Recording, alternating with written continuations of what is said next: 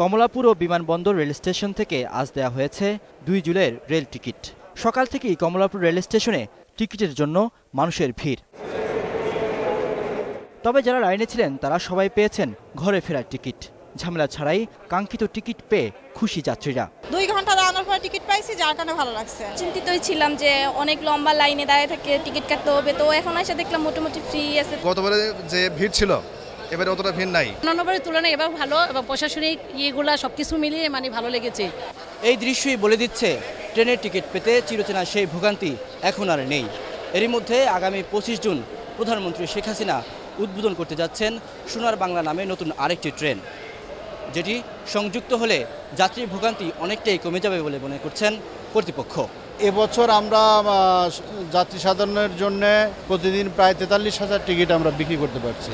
প্রধানমন্ত্রীর আগমনের কারণে 25 জুন কমলাপুর থেকে টিকিট বিক্রি বন্ধ থাকবে।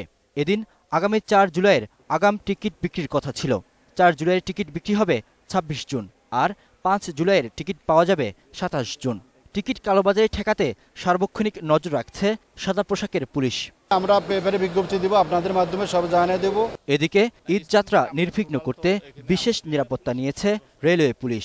আমরা নিশ্চিত এবং পূর্ণ আশাবাদী যে আইন শৃঙ্খলা পরিস্থিতি এখানে স্বাভাবিক থাকবে, নিরাপত্তা নির্বিঘ্ন থাকবে। এদিকে রাজধানীর গাবতলী সায়দাবাদ বাস টার্মিনাল থেকে বাসের আগাম টিকিট নিয়েছেন বিভিন্ন রুটের যাত্রীরা। রিয়াদ সুমন, 21 টেলিভিশন, ঢাকা।